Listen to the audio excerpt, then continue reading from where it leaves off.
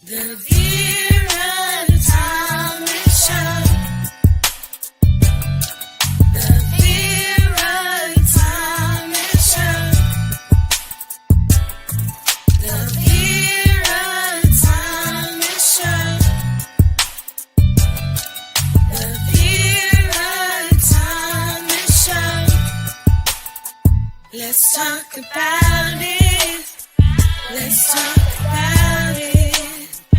Let's talk about it. Let's talk about it. Let's talk about it. Let's talk about it. On the Vera Thomas Show. Let's talk about it. Yeah.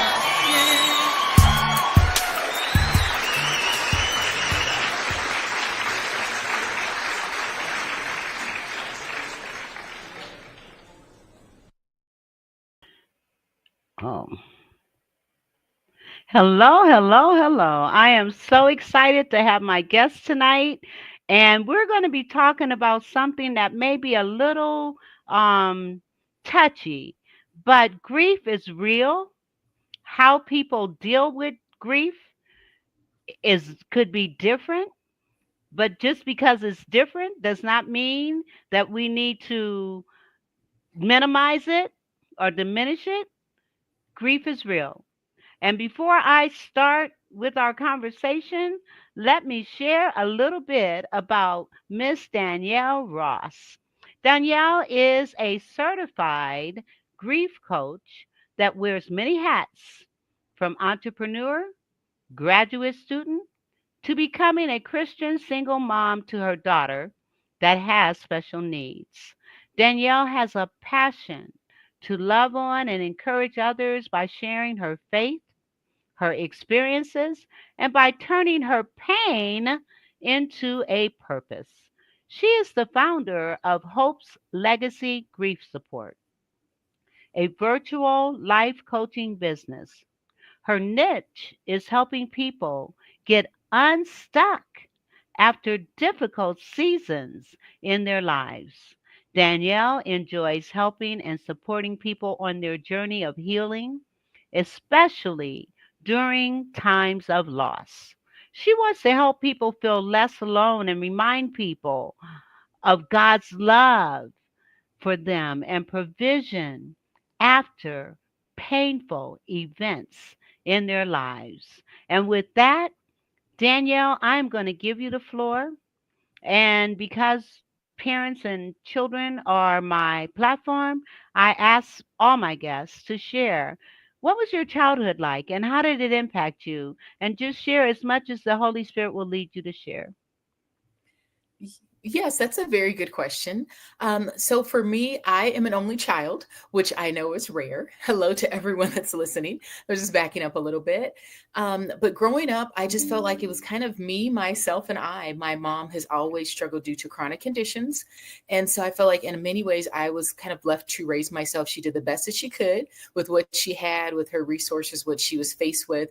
But there were so many times where I remember, being dropped off at school, and then I'd be at school, things would happen. I take the bus. I got a job at like 15, 16, my first job. I take the bus to my job, be there for a couple hours, come home and do homework, or just take the bus. And it was an hour waiting, an hour or two for the bus, then take an hour bus ride home, and then pretty much taking care of myself.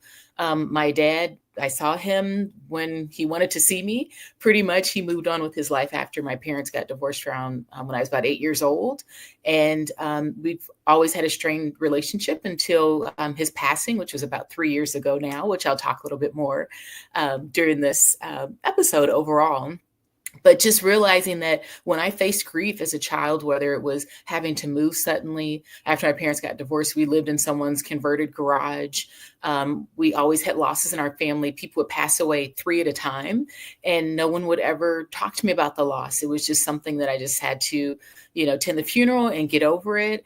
And no one really told me about processing grief. And now as an adult, I'm learning that I'm like, no one really taught me how to grieve, that I don't just have to move forward, within my 2 or 3 bereavement days I'm given on my job, that grief can be ongoing, and that my journey is unique, and all of our journeys are unique as we're facing grief. But overall, I'm realizing that everything that's happened before in my childhood has shaped me into the person that I am today. It has been rough. It has been a lot of difficult experiences, but I see God's hand in the midst of it. And because of it, it gives me a way to share my experiences and encourage and give other people hope. That's beautiful. And I raised a only child as well. And I know only children, having only one child is kind of rare, but I'm sorry that your childhood was such where you felt alone and you felt lonely. Um, but it shaped you into becoming an entrepreneur, a Mhm. graduate student, and a Mhm. single mom. So, Yes. what are you currently in school? Yes, I'm going to be starting school again. So I've always been in school. I started college when I was a teenager. I just started taking a course here, a course there, whether it's photography or Oh my something else. And goodness. now I'm going back to school to become a teacher. So, yeah. That's wonderful. That's wonderful. And you're an entrepreneur, so do you have other businesses that you're doing as well as the coaching business? Yeah, so the coaching business is the main focus right now. I've done a little bit of everything from being a notary to other business ventures. But right now, I'm like, okay, God's called me to just focus on one thing because I love doing 10 things at once. And I'm like, okay, let's focus on one thing and do it well. And right now, just focusing on that, just on coaching overall. And also too, kind of something new I'm adding is becoming a bereavement doula. So they're going hand in hand with the grief coaching. So tell me more about the bereavement doula. Yes. So bereavement doula, a lot of people are like, what is that? A lot of people know about birth doulas, but many people do not know about bereavement doulas. So for me specifically, I want to work with families that are facing a loss of their child. So maybe their child, they know that there's going to be a miscarriage or they're going to have to deliver early, knowing that their child will not live that long. And I want to support people and families in the midst of that. That's been my story. So I've lost 2 children by way of miscarriage. And I remember the doulas that I had were just life giving and a blessing. And so that's what I want to focus on specifically. There's also end of life doulas that sit with people like when they're on hospice or they know that family member is going to pass away. But for me, I want to specifically work with families that are knowing that they're going to lose their children because that's something that's close to my heart. Wow. And you have a special needs child, your daughter? Yes. So my daughter is 7 and she has a variety of different conditions. She had her first seizure when she was 1 years old. And so it has been a battle to get her officially diagnosed. But now she will be turning 8. And my daughter she has epilepsy, ADHD, and autism. Oh, I know that is a challenge for you as a mother. Do you have any support with this? Um, I do have some support. I have family, but as you know, it can be challenging to really get family to understand. So it's educating them on what she's facing. So I have worked on and off with children that have special needs for a couple years. So what she's going through, I'm familiar with. It's nothing new, but realizing that also is a source of grief. So for those that are out there that are, whether you're raising a child on your own or raising a child or children that have special needs, that is a real type of grief that no one talks about. And it's unfortunate, especially in church. No one, really discusses it. But for me, I have some family support, but a lot of it is just, it's me and God.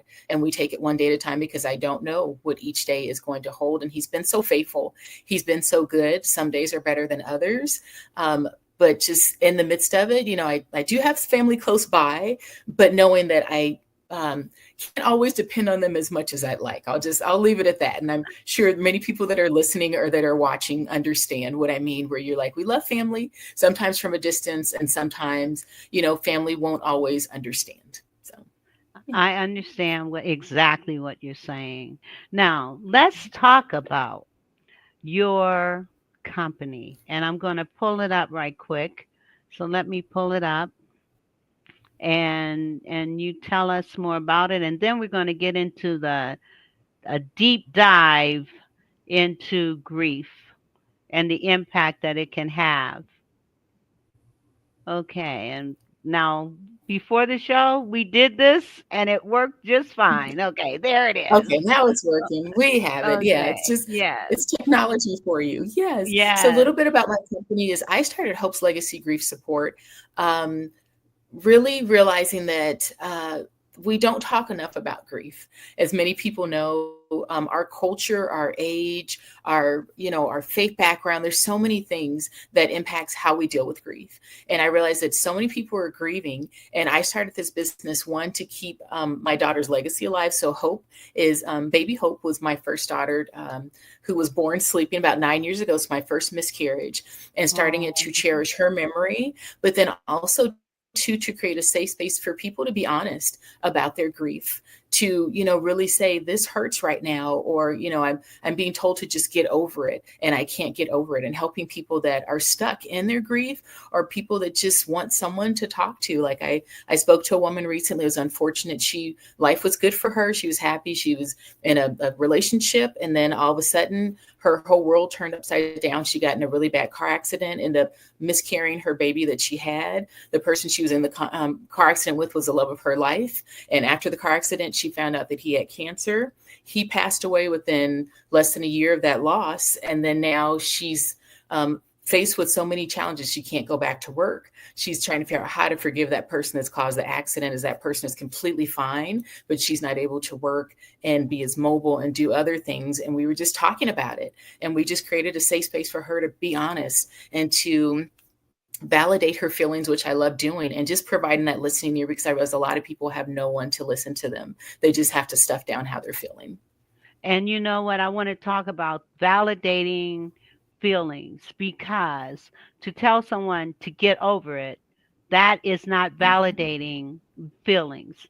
To tell people, Yeah. oh, this too shall pass, and it does, but that is no way of validating feelings. And people need to be able to express how they're feeling, because through that expression is cathartic, and it will enable Yes. them to begin to look at how they can better adjust to all of the loss. Now, you mentioned Yes. a couple of losses that was happening with this lady. She not only lost her health, her baby, Mhm. her love, her job, and all of those are areas of grief. And I Yes. want to I want to look at the stages of grief.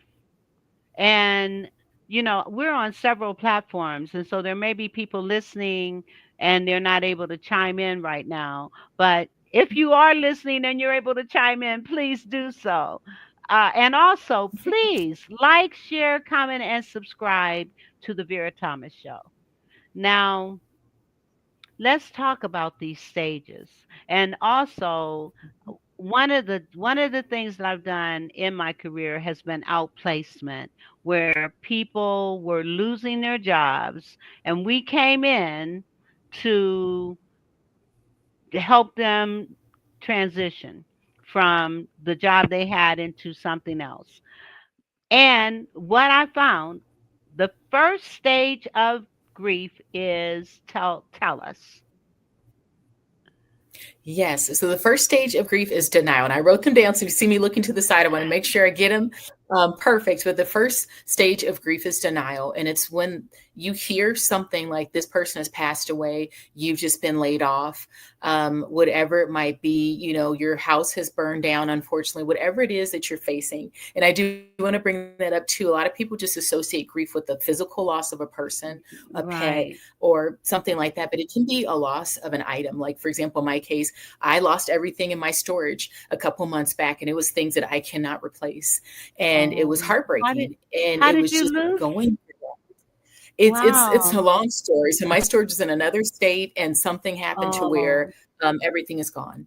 So I've had to kind of Oh. rebuild, and it was keepsakes from my daughter. It was my dad's shirt. Oh. It was just little things, and in it, I had to grieve the loss of that, and it was okay. A lot of people say, "No, it's just objects. You can just buy a new No. this." You're like, "No, they were important to me." It was pictures, family pictures, important Yeah. documents.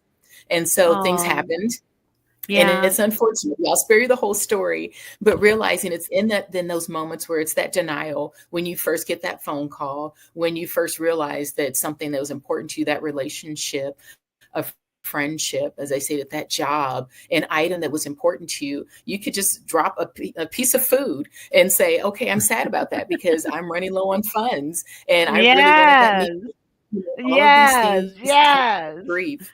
A lot of people Yes. say, "Oh, that's trivial," and you're like, "No, this is important to me." But No. that first stage is going through denial and realize that with all these stages of grief, you can always go between the stages. It's not like I just move Yes. forward from tomorrow and I Yes. graduate to the next Yes. stage. I Yes. can Yes. be in denial when, I listen to a person's voicemail. I call, like with my dad sometimes, I recorded his voicemail. So I just might listen to it and it doesn't feel real. And I'm like, oh, my dad is not here anymore. When I see Father's Right. Day cards in the store, I'm like, oh, I won't be buying a Father's Day card because he's not here.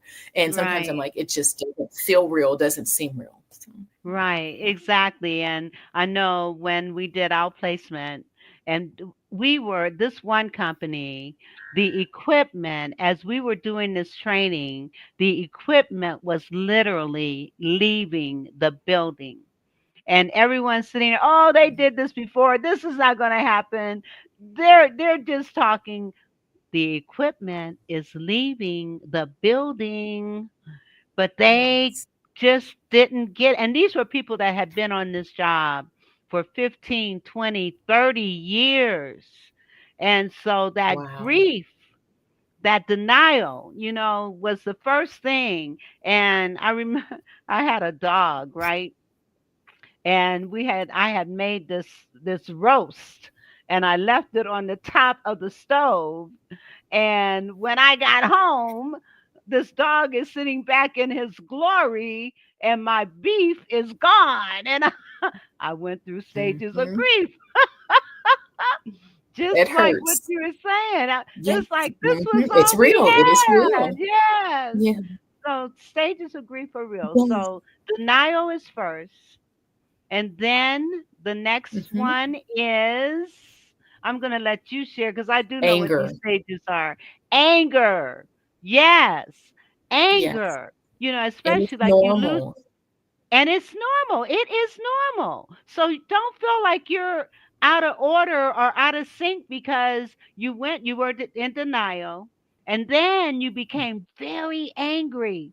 And it could be angry that a loved one is gone, angry that the relationship is gone, angry that the job is gone, angry that some items may be gone that you can't get back. I can so relate to your story about your storage. I left Georgia and I had no choice but to leave so much behind. And the thing I Yes. valued most were my books. And I just had Yes. books that I had accumulated, books that I had written or co-written, and all they're all gone. And so I'm I've sorry. Yeah, experienced that's stages of heartbreaking. grief. It is heartbreaking. And every now and then I still think about it, and that was a year ago, but I still think about all the things I lost. But it's okay. I'm not angry. But so we go through that denial, then the anger, and then what happens after anger.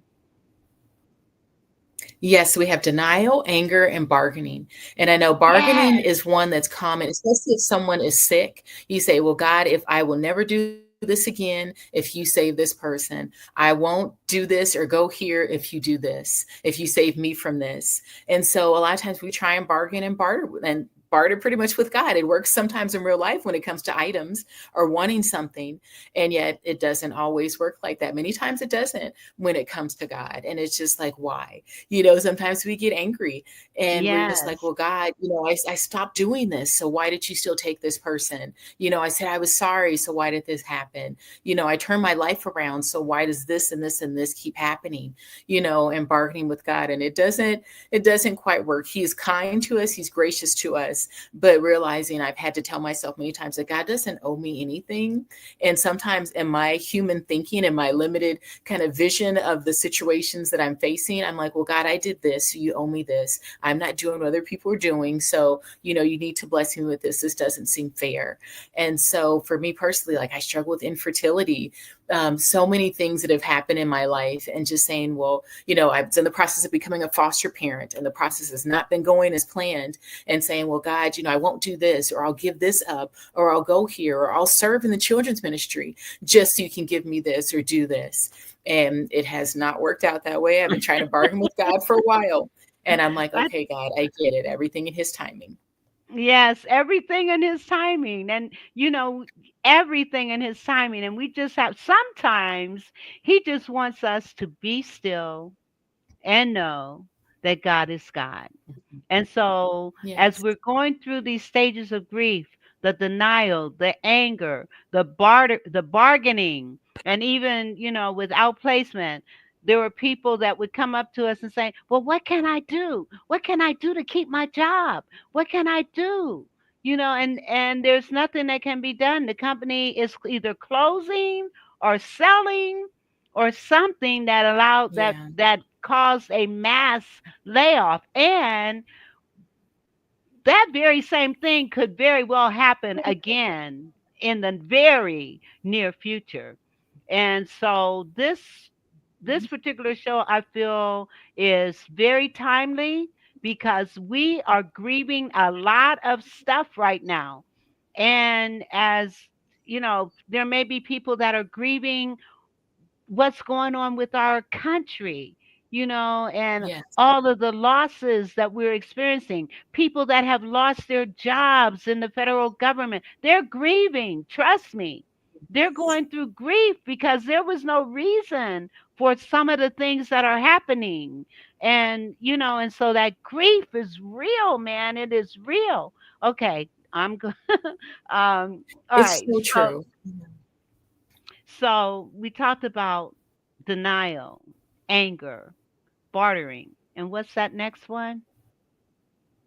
Yes, depression. And depression Yeah. is normal. And I want to really, really speak up regarding that, because in church, we really don't talk about depression enough.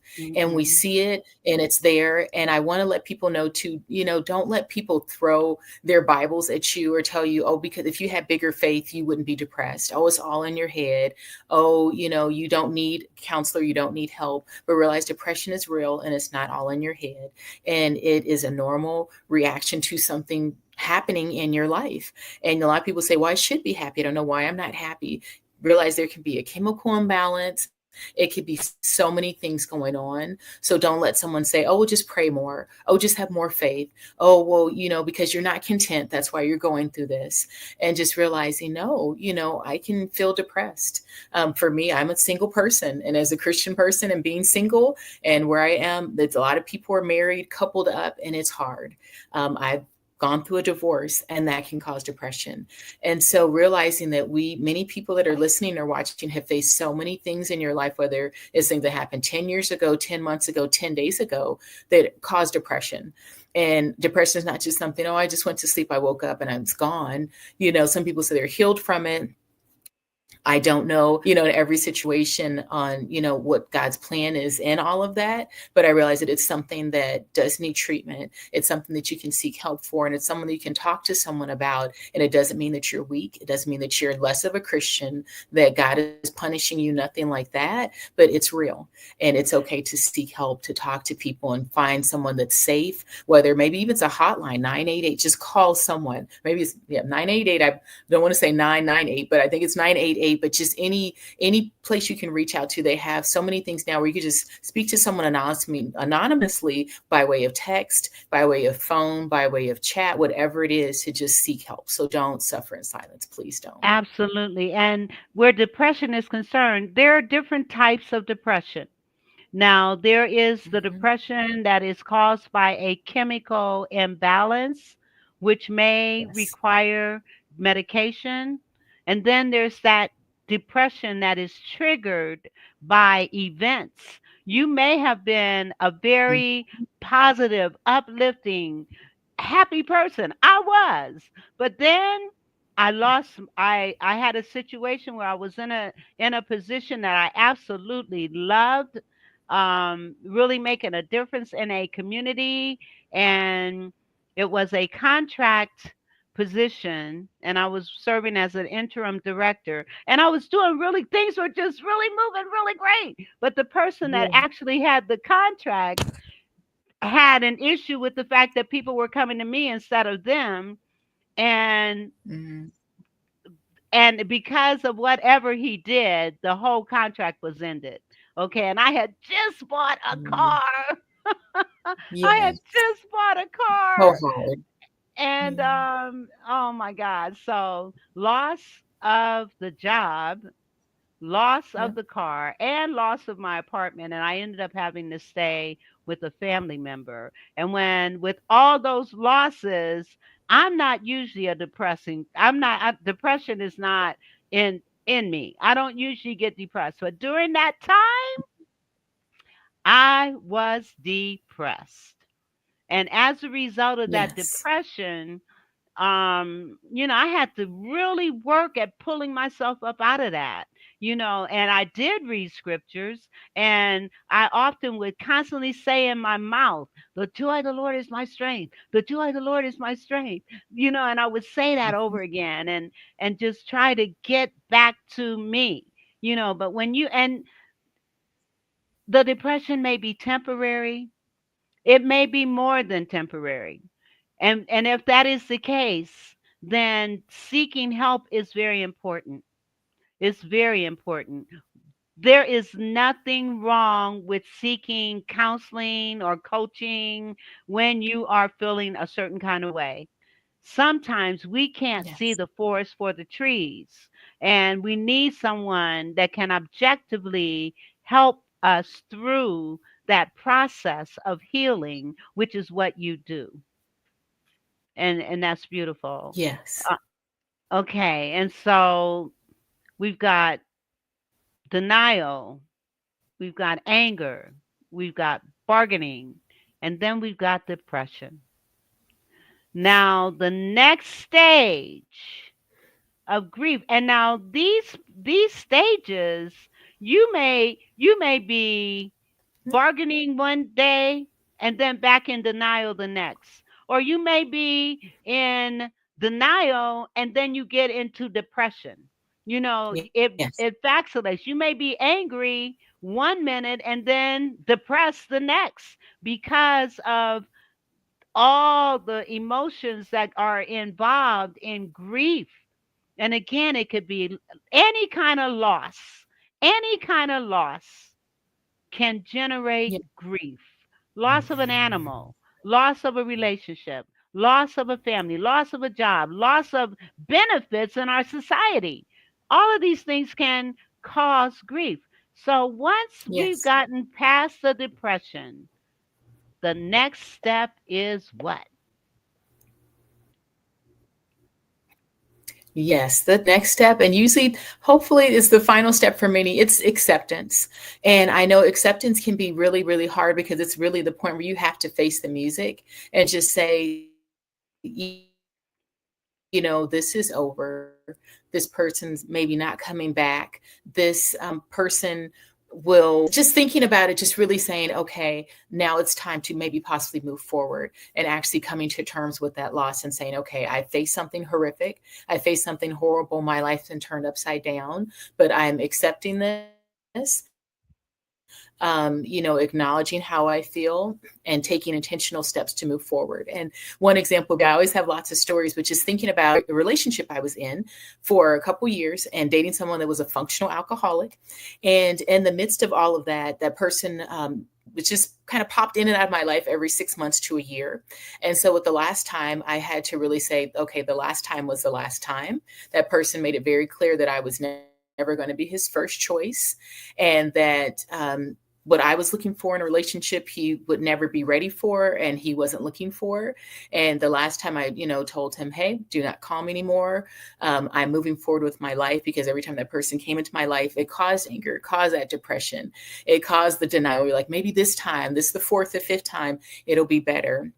But I made the last time, have not been in contact with that person for months, and really saying, okay, this person has moved forward. He's had a baby with someone else, all of these things happening. He intentionally went back to, his ex while supposedly talking to me and saying, okay, God. And I said, well, God, maybe if, I just do this, if I just stay longer, I bargained with God, all of these different things. I got angry, everything that you can think of in the midst of it. Like I said, I was in denial, but had to really come to it and say, accepting that this person can never be what I need them to be or what I want them to be. It's time for me to move forward. And I close that chapter, accepting it and moving forward. But it took intentional steps. It took time. It took pain. It took tears. It took sacrifices. It took letting go of things that were comfortable to move into the better and the more that God had for me. And all those things that you experienced in that relationship, God was telling you this is not the one. He was Oh, telling you yes. that. And I know your heart was in it, but you said he was an alcoholic. And that's not what God wants for you. And you Yeah. may not have recognized it at the time, but God made provision so that you would not have to subject yourself to the ramifications of an alcoholic, and I realize there are different Yes. types of alcoholics. There's the happy alcoholic who just wants to talk and Mhm. laugh and have fun. But then you got that other side where you don't know what bag they're going to come out of as a result of alcohol. Yes. It is truly poison. I mean, I drink wine, you know, but and I used to drink, and I was one of those happy drunks. At the time, I was a happy drunk. Okay, Yeah. I didn't like confusion, but I also recognize that. I mean, now it's not even give me my wine and I'm good. Okay, but alcoholism can how people are during the course of being inebriated can Mhm. cause much grief. Yes. So even attitudes and behaviors of others that are in our circle can cause us grief. So it can be Yes. somebody living, and they can cause grief. And if you are around someone that makes you feel like that causes you to grieve, then maybe that's not the person you need to be with. You know what I'm saying? Exactly. Yes. And so I'm glad that you were able to recognize, even though your heart was in it, you were able to recognize, and you probably went through the stages of grief with this relationship. Oh, Um, yes. you're Yes. angry because he's not what you need him to be. But you can't change him, Yes. because we cannot change anyone but ourselves. And so I say kudos to you Mhm. for recognizing. And then you also talked Thank you. about having difficulty with your pregnancies. And I can relate to that. I had three doctors tell me I would never have kids. Three. Yeah. But God. after I Yes, got but God, married, yes. after I got married and had surgery, I ended up with one child. I had a couple of miscarriages, but thank God for my son. And so, Yeah. I mean, I can so identify with so much of your story where grief is concerned, having lost both my sisters within a 3-year period of time, but they were both diagnosed with cancer at the same time. And that brought about Wow. grief. And then my niece, my brother's oldest daughter, right after both our sisters passed, she was diagnosed with cancer and died a year later. So at the age of Oh, 38. no. Yes, and That's so so and my young. yes, and my brother, you know, it's been 4 or 5 years now, and he's still. I mean, the grief never leaves, But we need to be able to Yes. cope with it and do what you were saying, that acceptance. We have to accept those things we cannot change and change the things that we can. And the only thing that we can change is not so much the grief, but how we move forward. We can change. So I want you to kind of talk about, once you've gotten when you have that acceptance, then you also have that hope, which is what we're Yes. talking about. Hope through grief. So, what are some of the things that I can put in the chat that would allow people to kind of deal with their grief and get past it? Yes, good question. So I first want to start off with the definition of hope because I wanted to look it up. Different people look at it differently, but a more kind of I was looking at more biblical definition. So I'm finding out that the word hope is mentioned almost about 130 times in the Bible. And I'm like, then that means that God wants to get our attention because I'm like, it's not just mentioned 2 times, not 10 times, not 50 times, but almost 130 times. So I'm like, okay, God is trying to tell us something. And hope can be defined as a confident expectation that God will fulfill his promises in the future and that we can trust his character. We know that he is faithful. And I know sometimes it's hard being reminded that we look at the Bible and we're like, well, that was them in the Bible. That's not for us. But just for me right now, in the midst of everything that I am facing, it seems like it's one thing after another thing, whether it's things happening to me directly or you say the economy, things happening externally that I have no control over, things happening with family, things happening regarding my job, regarding my health, other things, and just realizing that I know God's character. I know him to be faithful. And I know we have, our songs we listen to on the radio, and you're like, oh, yeah, I know it says it in the song. But I'm like, if God was faithful before, he literally will be faithful again. So just being reminded of that we can have hope because he's that one constant that we have, that one person that does not change, that we don't have to put our hope in our circumstances, because if we do, we'll never have hope. We'll always be disappointed. But we can Yes. put our hope in God, who does not Yes. disappoint. We might feel disappointment. We might have times of disappointment. I know from experience. But in that, it's not like God is, like I said, he's not like this punishment, saying, okay, that he's just sitting up there, in heaven, just laughing at us, just watching us drown. That's not what he does. No, I was and reading that Bible verse. Is let's see, I wrote it down. Oh, how God, it says, the Lord is close to those that are brokenhearted. So Psalm 34:18. And that's just a Cliff Notes version of, there's still more to that verse, but being well, and reminded that he's close to us. What were you saying, Miss Vera? yes, two things come to mind. First of all, that song, "My hope is built on nothing less than Jesus Yes, Christ and amen. his righteousness." That came to me. Amen. And the second thing that came to me, or actually the first thing that came to me before that came to me, was the Bible. People don't understand. It is the living word. You made reference Mm-hmm. to people saying, well, that happened back in the day. No, it is the living word. And what I have found, for me, it speaks to me. Whatever I am going through, I don't even have to, all I have to do is like say, okay, Lord, what do you have for me to hear today? What is it that I need to know? Yeah. And open it. And it takes me to where it just it gives me what I need for the time and whatever it is I'm going through. Clear direction.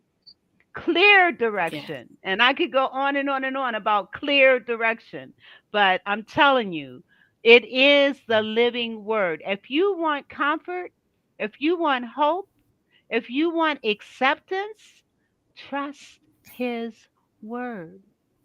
And before you Yes. even open, pray and just say, okay, Father, what do I need to know today? What do I need to hear today? What do I need to read today? Because his word is a light unto our feet and a lamp unto our path.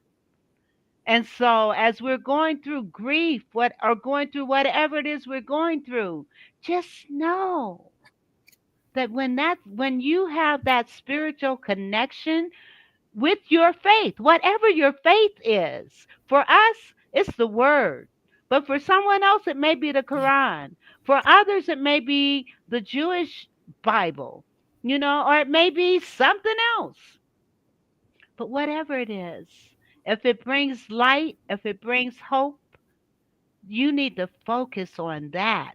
One of the problems I personally feel that we have today is that we have lost the spiritual connection that we need to make changes, to handle grief, to handle anything that happens in our life. In fact, the scripture says, if my people who are called by my name will humble themselves, seek their face, turn from their wicked ways, and pray, Mhm. then will I hear from heaven and heal the land. He's given clear instruction as to what we need to do to get out of this mess that we're in right now in this country and in our lives. Mhm. Your So turn. true. Oh, yes, yes. And I do want to acknowledge those that are just feeling hopeless because there's so many things that are going on. I get where it's just one thing after another, one thing after another. You get that, that final notice. Your job, says, "Hey, we're cutting your hours." You get a bad report regarding your health. You find out something else is going on. The check engine light comes on in your car. Something happens. You just go to the grocery store to get something, and you're like, "Was that, this price, or it went up by $2?" It's just things just keep happening. I get it completely. But in the midst of it, I was just telling myself today, I'm like, without God, I don't know what I would do. But just saying, I have no one else to turn to but him. Like, there's no one else I can go to. There's nowhere else I can go to. And just realize that I can only turn to him. I have no other choice. And yet Uh, in those moments, he meets us. He really does meet us. When we can't go yes, he forward, does. go backward, can't go left, can't go right. It's in those moments where he meets us. And you're like, Yes. okay, God, what do you want to say to me? I know that you love me. I know that you provided before. I know that you're with me. Your word says that you're close to those that are brokenhearted. You tell us that, that you provide hope to, those that are hopeless. So what do you want to tell me now? What do you want to show me now? But just for those that are feeling like their situation is hopeless, they're like, will I ever smile again? Will I ever have joy again? And then when you are happy again, then you feel guilty for being happy because you're like, no, I should be sad in the midst of this loss. But in this, just No. realizing that because we have God, we have hope. You don't have Yes. to give up. And if you feel like giving up, like I said, please reach out for help. Please reach out to someone. Like I said, please don't let people make you feel like your faith is small because you are going through things, because you are struggling with this. I realize a lot of people are at different places spiritually, emotionally, mentally, physically, financially, and so many things. And don't let people, tell you, oh, well, if you had bigger faith, then you wouldn't be handling it like this. Or, my family member got over that in 3 months or 6 months or a year. Aren't you done grieving? Why haven't you gotten over this? Oh, that was an early loss. It wasn't like my loss, but realizing that your journey of grief and also of healing, they're unique to you. So it's not like there's some specific Absolutely. timeline that says you have to get over this in 3 months. And then by the 6 month mark, you have to have reached this. And by the 1 year mark, you have to be at acceptance. There's no rule book for that because things happen, especially when you're facing this ongoing grief. As I say, there's so many things that are going on around us. Even if you stay inside, it's really hard to shelter yourself from the rising gas prices, the rising prices when it comes to food, when it comes to your health. And like I'm working with this on my daughter now, and they're trying to cut her insurance in the midst of all of her different medical needs. Oh And I'm just like, man. what do you do with it? So, but I'm like, but God is good in this. We're going to take it one day at a time. He's going to fight my battles for me. And he's not just doing it for me, he's doing it for you too. Absolutely. And no And for those that weapon, are no listening. So I just weapon. want to provide. Absolutely. No weapon formed against us shall prosper, and every wagging tongue shall be Amen. condemned. And we need to stand on that, America. No weapon formed against us shall prosper, and every wagging tongue shall be condemned. And I know clearly your daughter she's one of those that's on disability. Is your daughter on disability? Not yet. And no, I've been trying to start the process, but at this point, sometimes when you look at the criteria, she's not disabled enough to receive disability. And I know a lot of people are going through that too, not just me. I know they usually deny you the first time, but she's has many different limitations and challenges, has multiple doctors, lots of specialists, but in their eyes, a lot of time she's not disabled enough to receive disability. So it's something that I'm on the pathway to fighting. But once again, that's something else that causes grief. So, Yes. just realizing that Especially there's when so it's your many things trying to child. get, paperwork signed by doctors. You fax it 3 times. Yeah, and they're like, "Oh, we didn't get the paperwork." I'm like, "This is the third or the fourth time that I faxed it, and they're not getting it." And you're like, "No, I just need this form so she can receive services." And it's all of these things. And I just said, God is too good because, like I said, you want to shake some people sometimes. You want to scream into your pillow, but just no matter what you're facing, just like, okay, I know that God is faithful. I know that in the midst of it, because we have Him, we have hope through grief. Literally, like the title says, because we have Him, we have hope in the midst of Yeah. our grief, in the midst of sometimes the Yes. hardest times, things that we think we'll never get through, never get over. We think things will never get better. We say this happened in my childhood, that I'm just doomed to live in the cycle of poverty. I'm just doomed to No. end like my parents. I'm doomed to just have what everybody else had. And I'm like, no, we serve a big God that can make the Yeah. impossible possible. So, and we hold Yes. on to that.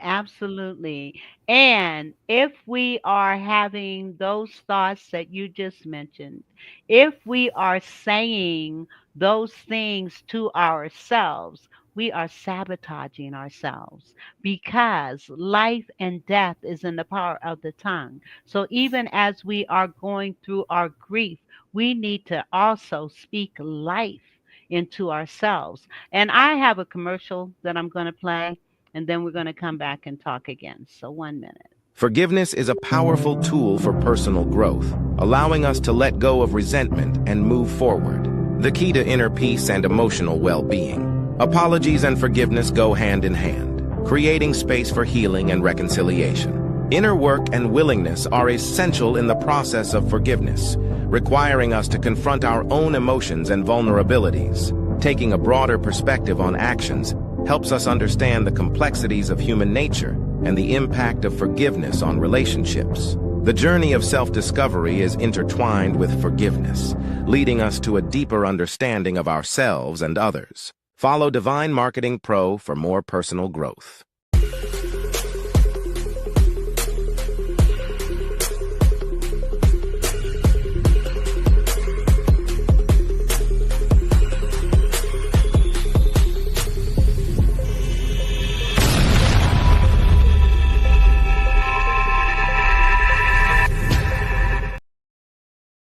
Ariel Chime, Authentic Divine Marketing, https colon forward slash forward slash So you have bit.ly 15 minutes. forward Divine Chime. Divine Chime. If you want marketing tools and resources and videos and other marketing items that's unique to you, that is going to boost you and take you to the next level, you want to check out Ariel Crime. chime at Authentic Divine Marketing, https://bit.ly/divine chime. So check her out and tell her you heard it on the Vera Thomas Show. All right. Now, I played that specifically because how does forgiveness tie in with grief? And I'm going to give you the floor and talk about that and have you talk about Yes. that. Yes, that's a really, really good and important question. Forgiveness can be hard, but I know for me personally, by taking steps to forgive those that have wronged me, a situation where there's been a job, a person, someone living, someone not living, but forgiving them, even if they didn't know that I forgave them, if I didn't go to them face to face or wasn't able to even voice it like audibly, realizing that was one part of going on my healing journey. And realizing that I know it's hard, I know it's not easy. Like I said, that person that I dated him, but I knew that I needed to forgive him so I can move on with my life because I was tired of carrying that weight of him. Even with my father, when he passed, my dad was pretty much, to just say, just abusive. And in the midst of everything, and even at his funeral, I kind of felt like a ghost. For my dad, his wedding pictures were shown at his funeral, a wedding that I wasn't invited to, that I wasn't able to attend. And in his funeral, there was a poster board that said loving husband, loving son, loving man, but they didn't put on their loving father. And I was an only child. And so in that, I had to stare at that for hours. And when I went up to my dad and I had my time with him at his viewing, I told him, I said, I love you and I forgive you. And I said, thank you. And that was all. And of course, it's not like, oh, I just forgave him and my life is better. And it's like how they do in the movies, where you forgive someone in 5 minutes, your life is great and you move on. But like, it's been stated, I love that statement. Forgiveness is not easy, but it is necessary. And for me, I said, in this last year, I said, I really want to be intentional about healing, but to take steps to heal, I need to forgive and take intentional steps, not just say, oh, I'm just going to forgive them, or, oh, it's just, I can never forgive that person. How can you forgive them? But really saying no, but to heal, forgiveness is part of that process. I know it hurts. I know that it's hard. I know that people have had devastatingly horrible things happen to them. I've heard things that would just keep you up at night. But in the midst of that, really praying, because we have God, we can say, okay, wow, Jesus, he died on the cross for us. And he said, forgive them, Father, for they know not what they do. And I'm like, if he can forgive people that sinned against him, millions of people that sinned against him, then I can take steps to forgive those that have hurt me and that have done me wrong. And like I said, it's not easy and it takes time and it is a process, but we can't do it alone. We need God's help. Absolutely. And Fuchina, thank you for being here. She asked, how did that make you feel at the funeral when you saw how did you feel when you during that time? And were you his only child? I'm an only child, yes. And You, so in the midst of it, so just a little bit of background really quick. When my dad passed away, he had prostate cancer. And I thought that that was what was going to be what he was going to pass away from. And he actually ended up having a massive heart attack. And oh so in that, wow. I have a step, and they were only married for 4 years. And it was very clear that she was always preferred. She was the theme of the funeral. So it was her, yeah, the theme of the funeral had her name in it. I'll just leave it at that. And so in the midst of it, when he passed away, was trying to comfort her, deal with all of the things that came up. And in the midst of everything, it was sudden and yet expected, like I was expecting him to pass away. My dad was only 70. He was So, it was 70 expected. I thought he was going to pass away from, he passed away on wow. my, On your yeah, he was 70 and birthday? then passed away on my daughter's birthday. Oh So we have wow. that to live with. Oh, my daughter's birthday. Yeah, my daughter's Wow. birthday. And so, just in the midst of it, it still made me feel like I wasn't seen. And that's kind of how I felt like my whole life, like no matter what I did, it was never enough for my dad. And in the midst of it, just like no matter what I did, it just seemed like it was never enough. And so there's still those wounds that still run deep. There's still those grief triggers. There's still the things that happened. God is not Yes. like my dad. And I've had to really hold on to that. I still have my father wounds, but realizing that everything that my dad didn't do, that God is just God. reminding me that he is a Yes. loving father and he's there. And it's still hard to relate to him, as Yes. my father. But in all of that, I said, if I don't forgive him, this is going to haunt me for the rest of my life. There's still so many Yes. questions that I have, so many things that were hidden, so many things that we still don't know why and everything. And there's still this strained relationship with my stepmom, but just saying I've had to really work hard on forgiving both of them. So, yeah. Well, let me. But thank you. For your Yes, Fuchina, she says, wow, so sorry you had to go through that. And then she says, you are such an awesome woman. And yes, she is. Yes, she is. So let me ask you, so do you have a relationship with your mom? Can you hear me? Did you look? Okay. Do you have a relationship with your mother? Oh, yes, I can hear you. Sorry, cut out just a little bit, but I can hear you. Oh, okay. I do. I do have a relation with my mother, but it's, it's always that, but it's the thing where are rebuilding our relationship. Things have happened that have come up, and she's made statements that she felt like I haven't been there enough for her and that different things. But for me, I've grown up with my mom who's always been chronically ill. So I remember being 7 years old, 6 years old, and being in the emergency room with her for still to this day taking care of her, but still setting boundaries, setting limits, and having to forgive her too. And so, really, realizing I'm in a season of just forgiving those in my life because realizing that they did the best they could with what they had. They could have done better, but in that I'm trying to be a better parent than my parents. And that's how Yeah. God is showing me, like, for example, I'm making space. Like when my daughter is facing something like recently, she's only 7, but, her best friend at school kind of disappeared for a while, then came back and disappeared. And I said, you know what? I said, I understand that must be really hard for you.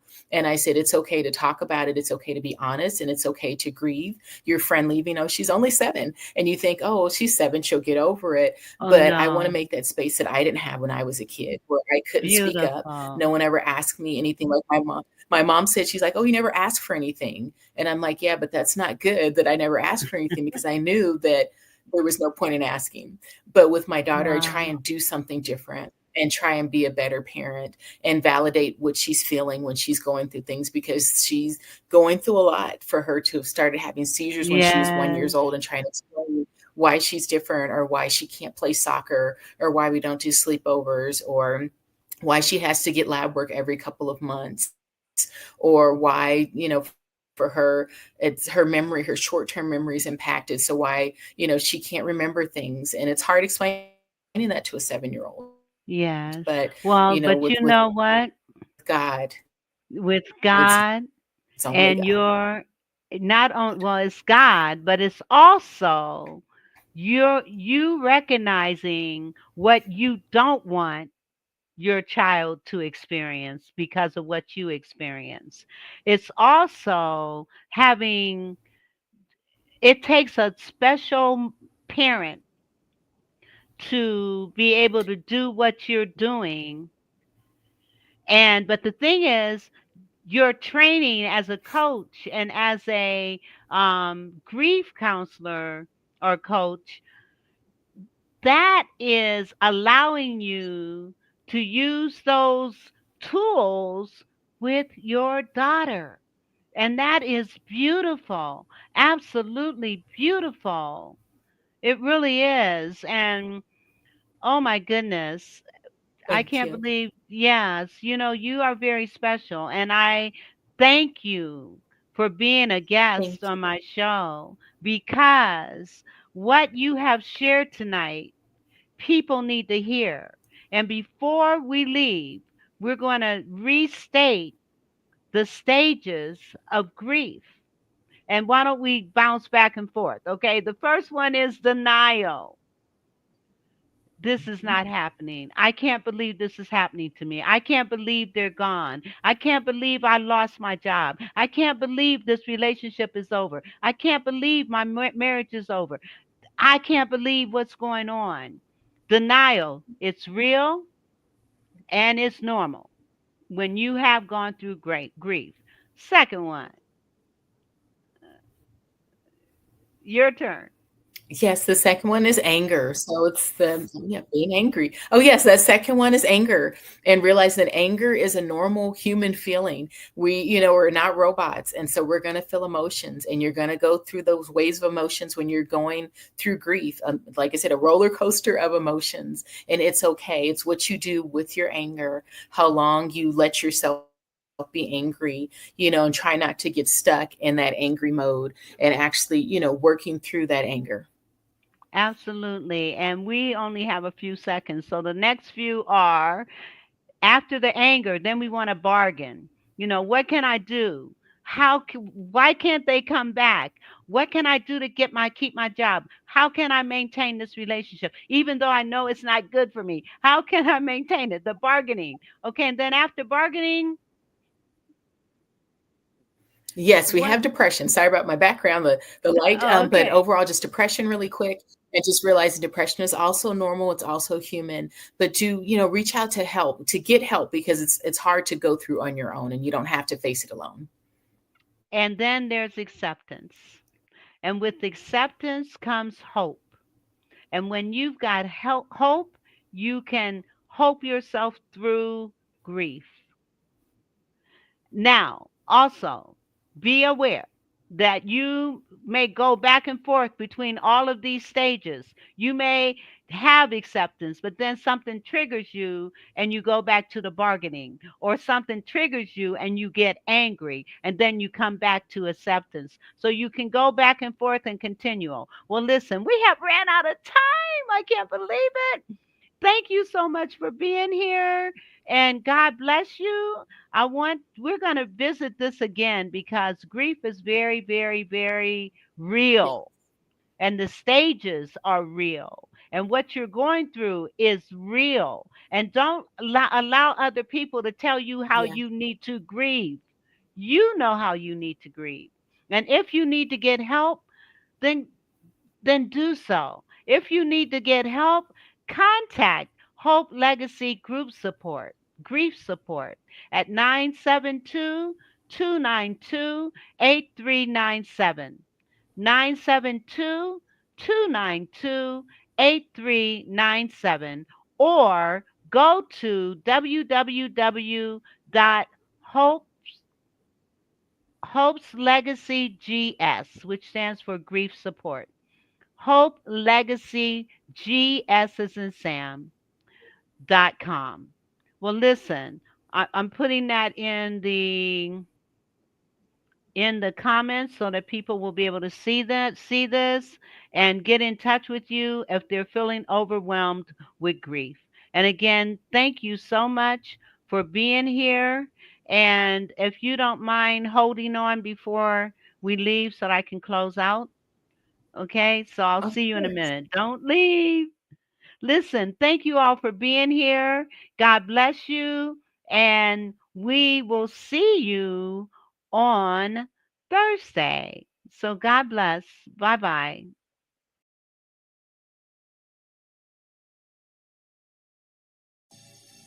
The